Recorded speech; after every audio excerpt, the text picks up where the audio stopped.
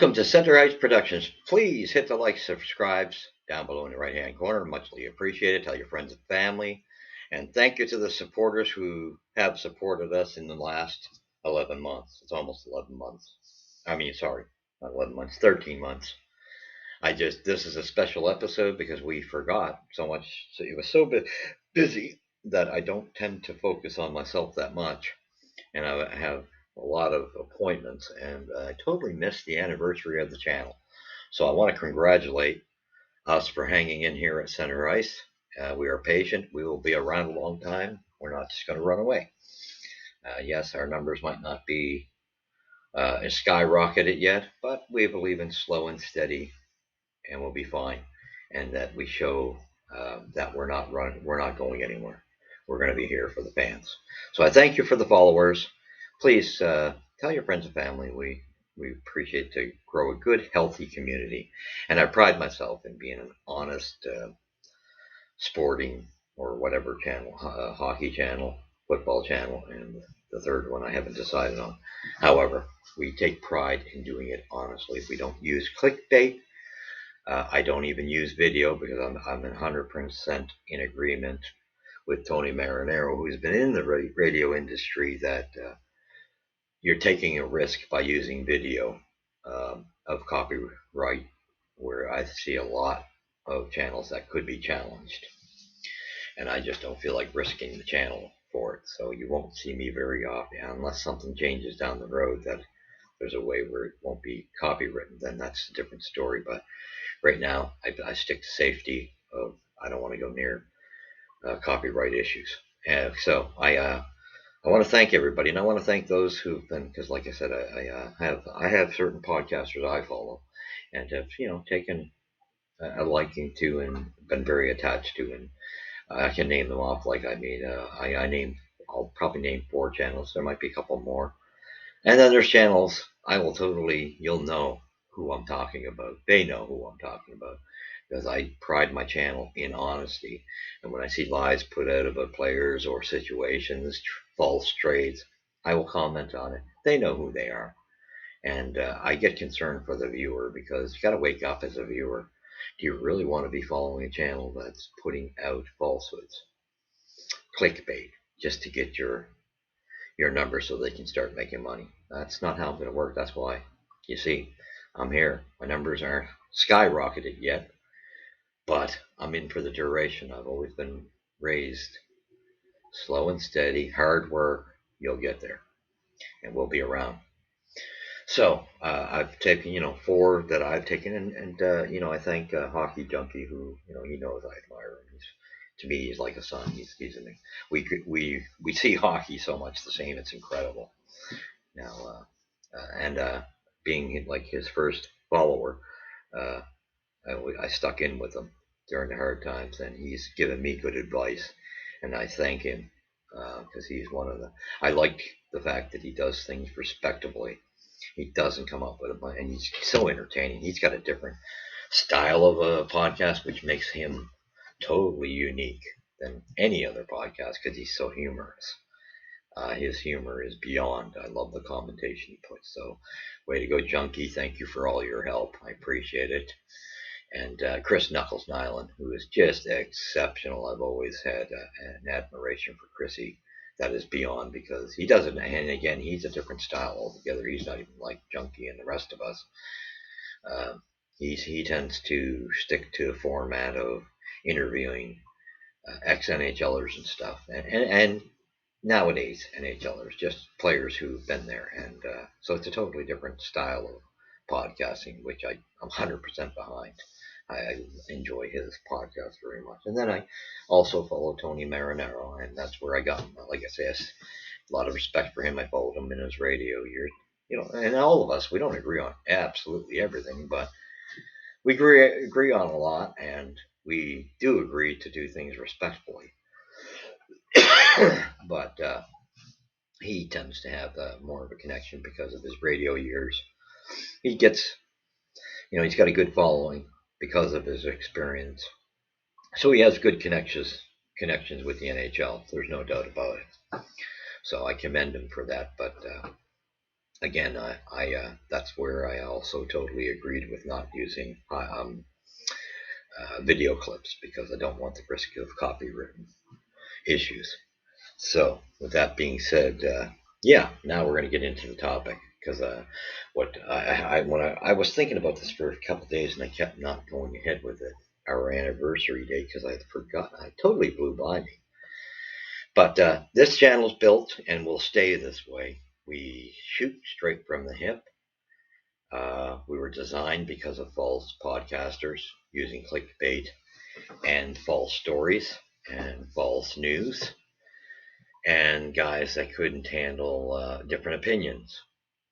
That's what we wanted to bring a different view, and that's what the guys I did mention. They have the same understanding as I do. We respect each other's opinions, right? And that's huge. You don't have to insult people to get ahead. People don't have to agree with us. You're here. It's always welcome to have your comments, whether you agree. The topic's open as long as you're respectful. That's the only thing we. That's why I designed the channel because we want a respectable community. We want an educated community that uses education. They're just not with their eyes open looking for clickbait or false stories. And I pride my channel in because I do follow a lot of different podcasts just to see what they're running with and who's who. And if I see a BS story, I'm going to attack it. I'm going to attack it. I'm going to knock the credibility. When it's not credible, I'm going to throw that out there because I want you, the viewer, to see the truth.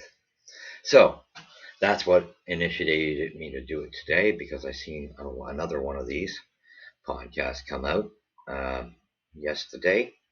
And again, I don't name them. They know who they are when I'm calling them out. And I will continue to operate that way when I see lies. Okay, I just don't stand for it. We don't need to have, we need educated viewers.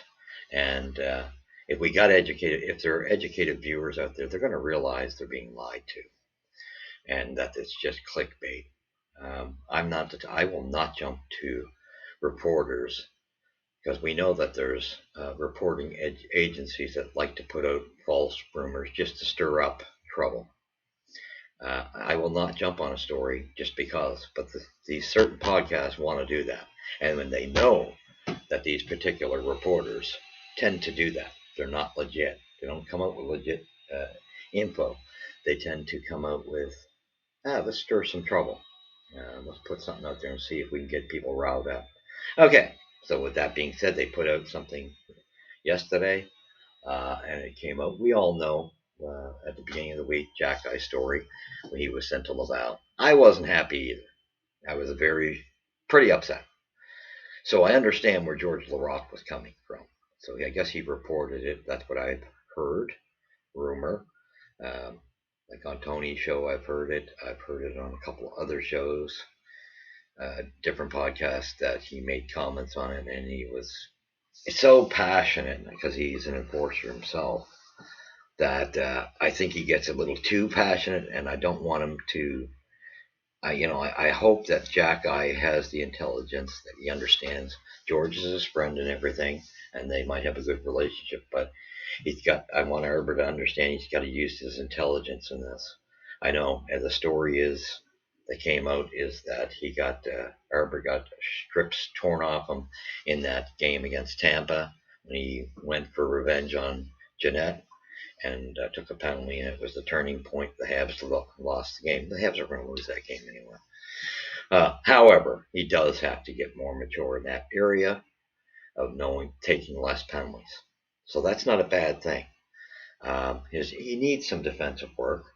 We've noticed that Montreal has upped it up a little bit with now implementing systems in defensive zone, and I think that's where Arbor's got to get used to because he's gotten beat a few times.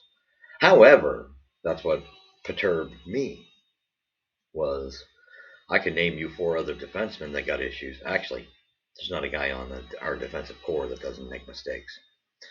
So for Arbor to get sent down there, I'm hoping this is just a misunderstanding, and that's why I want Arbor to be paying attention. I'm hoping Arbor will looking at these podcasts.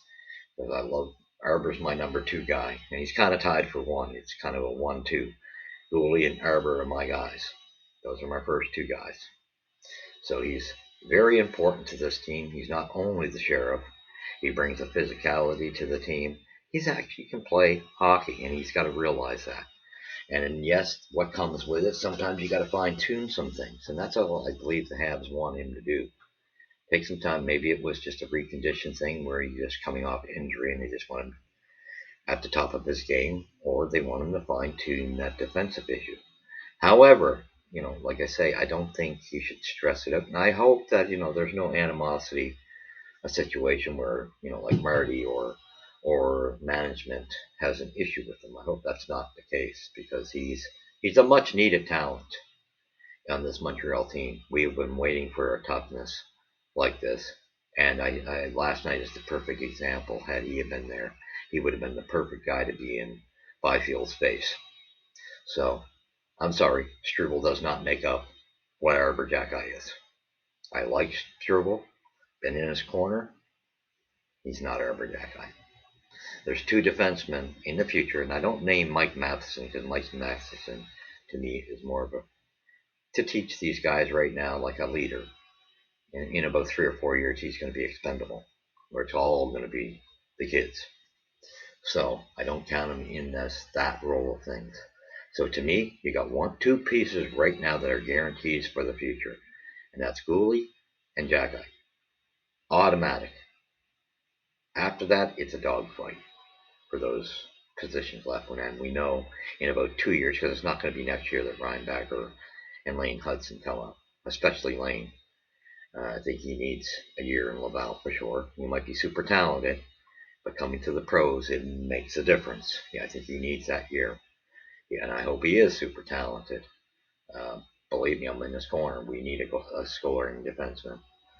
But, so those are two to me that are probably going to be grabbing a spot. Then you got Mailloux.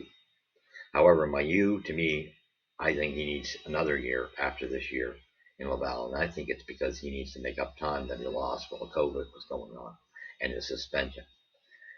Can it work out for him? Yes. He could be another candidate. But he's got more work to do defensively than the two I just mentioned. Now we come down to Arbor Jacki. We know he's got some defensive flaws and he's got to work on the penalty situation. But it affected him after that stripping from Marty, that he wasn't playing the same. It was like he was afraid to do what he does good. So he's got to get it in that mental block out of in his head I can still do this.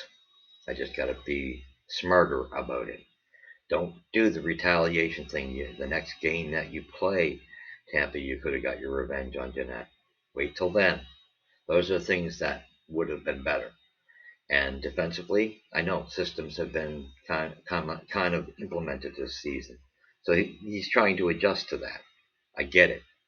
And I think he's got no issue. I think he'll be fine with time, with reps.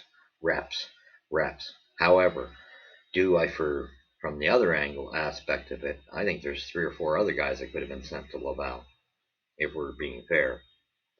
I think Arbor's got it over Lidstrom. I think Arbor's got it over Barron. Barron has come a long way, though. Now, offensively, Barron's got that strength, that he's got really good offensive capabilities. It's his defensive game that, he's improving, and that's a bonus. He's improving. But he's still got a long ways to go, and that showed last night against LA. He's got a long ways to go still. So there's two guys. Then you got Struble, and I'm sorry. I've been waiting for the toughness to show, and please, somebody, because a lot of people are blowing his tires up that he's playing so well. He's playing good, all right. Is he exceptional? Has he brought the toughness that Arbor Jacki brings? No. He's not to that degree. He's all right, okay? And there's probably guys there that are more questionable, that we've mentioned. But at the same token, I don't know if he's a part of, I don't know. Is he a part of Montreal's future? I don't know. He could be great trade bait. I don't know. Or, again, now we're going to mention another guy, Harris, who is, a lot of people want to jump on him as he's the oddball out. I don't think he is. He brings up an intelligence, an IQ, and his name's not mentioned a lot. And yes, he's had a little bit of a rough start to this season, but he's got a stability. He's quick. He knows how to outlet it very fast. He's smooth skating, and he's got great composure. That's his strength. So to decide who are you holding on to in the future is going to be very, very difficult. But there's two components, and like I said, and then you got Kovacevic, who was a great pickup. So with those are the guys that are in this battle, other than Lane Hudson and Reinbacher, who will be coming, and I say 2 years. We don't have to worry about him next year, I don't believe. Reinbacher has more of a chance of doing it next year than Lane. Lane will need the transitional AHL experience going pro, although I think Reinbacher will too, personally. So we won't have to worry about that immediately, probably. And Mayu, he's got a lot longer to go. He's got to clean up that defensive zone to an extreme. Got great offensive upside, but he might even end up being a better winger. When people mentioned a winger, towards Arbor, no, Arbor's got defensive skills, and we need him back there. If you were transferring a guy from defense to offense, the guy would be Mayu, because he's got grit. Now, that being said, I also wanted to apologize because I thought it was the Islanders we were playing Saturday. It's not. It is the Buffalo Sabres. That should be a good game. That's going to be a good matchup. That can go. We know they're very talented, and they're going to be points are going to matter to them now. They're trying to get themselves in a playoff position. That's going to be a real good match. So I haven't heard who's playing the net yet. We'll see. And then our goaltending situation. I think again, don't think it's so clean cut. I think Sam's had the slight edge just because he was hotter now, but showed you he had the same results with LA. Really, it's our team making mistakes, costly ones, because like I said, Gooley to me he's my favorite defenseman. He couldn't let Byfield do what he did. You take him out. That's called a good penalty, even if it ends. If you can't take him out cleanly, at least that's one of what we as coaches call a good penalty. You're saving us from a goal. That's what our defense needs to learn right now, because it happens to Barron continually, happens to Matheson quite a bit, more so Barron and Lindstrom.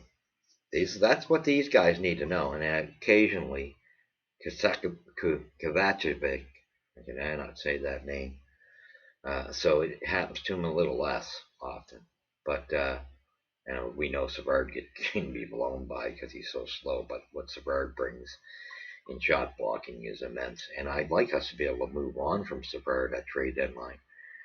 But with what's going on with our defensive cores, I'm not seeing, other than Gooley for blocking shots and Kovacevic are the two that I see willing to block shots. Everybody else, not so much. So I'm concerned on that, because that may mean we do have to wait till next season with Savard. I don't know. Not really sure, but you would need another veteran if you're getting rid of them, because I don't think some of these guys have learned. I don't think the Barons, I don't think the Lidstroms, Matheson have learned that blocking shots, end of things. Even that's an area for Jack Io as well. He should get into that. All those defensemen there could learn that, and Struble too. So with that being said, I see there's a big battle here, and to me, the two pieces that's why I didn't even put Gooley in the equation, because he's a first pairing defenseman in the future. He's going to be the leader of that defense. And to me, Jack if he goes and clears his head and just does what he's asked, he's valuable to this team. He has a great following. We're all behind you, Harbour. All of us are. We love you. You are the sheriff. And my admiration for you is immense. I think you're that good that if you work hard enough, you can become a second pairing defenseman and not just stay in the third pairing role. But we have to keep this guy. Management, this is kind of a message for you and your coach too.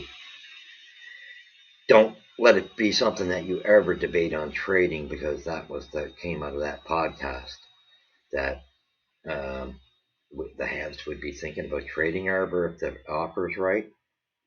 A first round draft pick is not worth Arbor Jacki, and I'll tell you why. We've waited for this physicality. He's a good defenseman. He's got a shot and a half. There's a lot of positives to his game, and we need that physicality and that mentality of Pizzetta's not enough. Nowhere's not even close to Jackie's level of being the enforcer in this team, like somebody who can stand up for his teammates. He doesn't do it as often and as well as Jackie. So you need a big, strong defenseman, and Jackie's got that, and that's what I'm saying. That's to me where Struble doesn't have. I've been waiting to see this toughness. Now, is he tougher than Lidstrom and Barron? Yeah. Yeah, I give him that. Um, like grittier, I wouldn't say tough. I just say he's a little bit more physical. I'm still waiting for the toughness. Um, I haven't seen it, and he's getting his tires blown, and I don't get why. So with that being said, that's why I say he's in the block too. To me, the guys that should have to worry more for the future is Lidstrom. Barron is improving, but he's in the group. Harris is, I think he's right next there with Jack because he doesn't get the credit. And he had a rough start, but I think it's due to injury. He's smart, and he doesn't get the credit he deserves. And Struble. And to me, those guys are to fight it out. Although I just think you cannot touch Gooley or Jackeye. That's a given. After that, I don't really care if you have to give up somebody I like, because those two are necessities that this team needs. So I want to get rid of and I want these podcasters who put out this podcast to think about it. When you put out there, you have a responsibility to the population that you're dealing with, to be honest and not put out falsehoods. And I hope the viewer gets a little wiser with outfits like this. And I will keep challenging that when I see lies put out or clickbait. Especially the lies, as usual, what makes me react, in the sense that I'm not saying who you are. You know who you are because you know what I'm saying. What I'm saying is I will always call on it because I'll defend the situation. But I do not. Your little false story could always get in the head of somebody, and maybe it does cause somebody to get traded, because there's no guarantee with first round draft picks that they even turn out. We're watching Slavkovsky struggle, but he's now reaching a level where he's shining now, finally. But there's no guarantee with first rounders. So is Jackeye worth a first rounder? He's worth way more than a first rounder because of what he brings. Of course, the entire league, I'll give you that, would be interested in him. Who wouldn't want to have a Jackeye?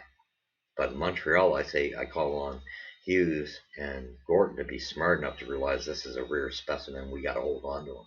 And however, you just got to settle down, fix your defensive end, and realize this is for the best of your interests. It's not a bad thing.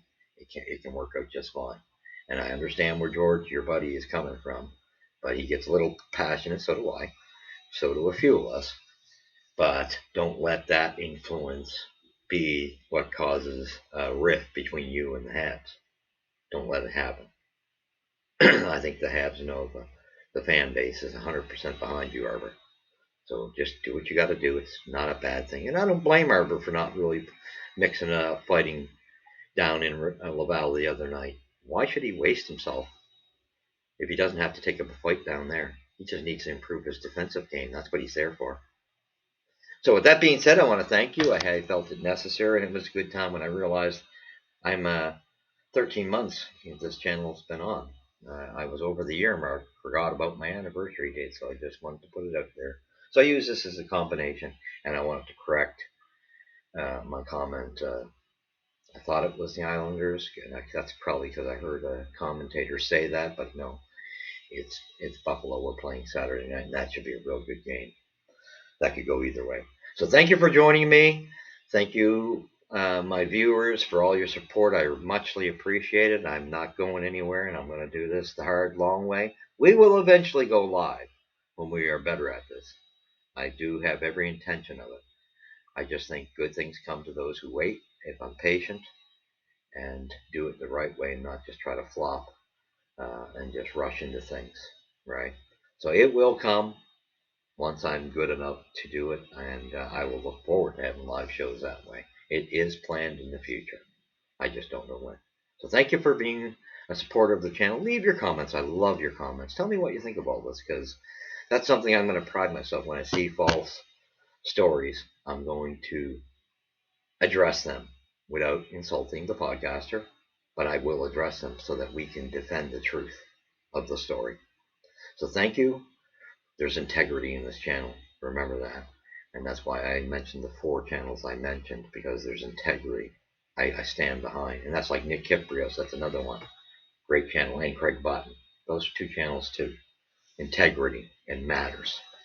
So thank you for following us. We're at Puck Drop First here at Center Heights Productions. Thank you so much. We will be back after this episode, right after the game, and we'll review the Buffalo Habs game. So thank you for joining me, and thank you, my fans, our fans. God bless you.